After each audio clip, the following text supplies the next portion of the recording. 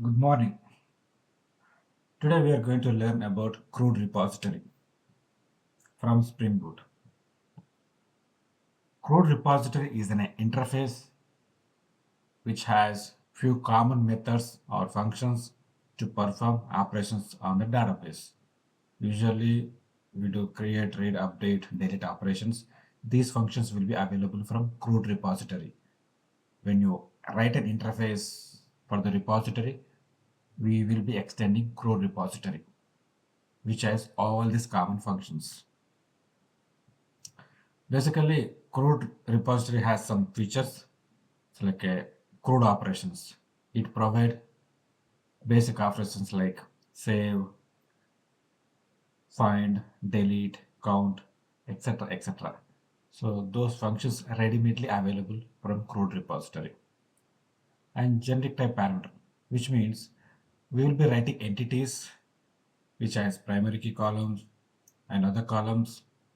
So we will be using this entity to perform database operations. Each entity deal with a table from the database. Next, query methods. Query method is nothing but actually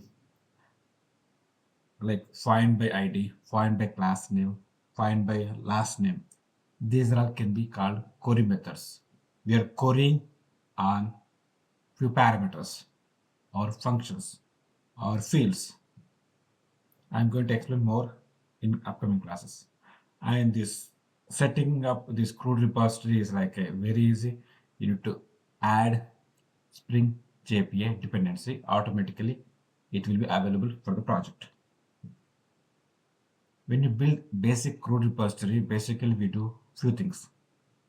We will create an entity, we will create a user repository, we create user service and main method or like a client. If you look at entity, product is the entity class because I defined edit entity on the top of the product class and edit ID, which means primary key column is pointing at ID, which means product is the class name which deals with a table in the database. ID is a primary key, and we have other fields like columns in the database like name, price. When you use CRUD repository, we will be writing our own interface which extends CRUD repository, and in the bracket we will be adding entity name and primary key column type. If you look at product is the entity. Yes.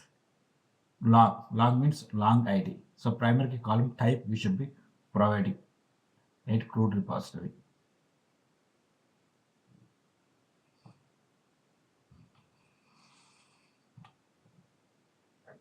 And we'll be writing a service. So the class we should be annotating with service, which means Spring, whenever it start the application, it will treat this class as service. And internally, we are making use of product repository, which is having auto void, which means Spring is going to create project classes for product repository and it's going to have implementations. We are going to just use this interface with auto void and we can execute methods. If you look at in the service, save product means the product we are saving the product. When we get the product by using save method, we can save, and there are other functions. So this is the client. Basically, when the REST control gets this request, we are saving the product into a database. So these are the common methods available from CRUD repository. I mean, it's a base.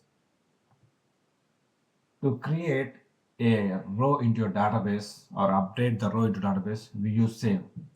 Save entity means entity class reference will be pointing or providing. To pull the data from the database, we can use read operations. You can read or find by ID. Provide an entity ID, you get the row. When you use findAll, you get all the rows.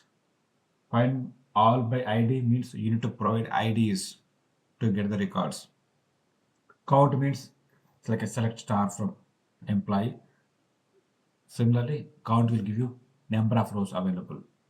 It will provide you an integer value.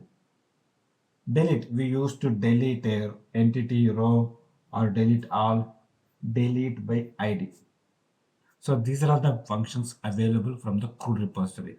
Whenever you want to do the basic operations like save an object, find ID or find all, delete, count, you can use CRUD repository. This is the basic interface. Thank you very much.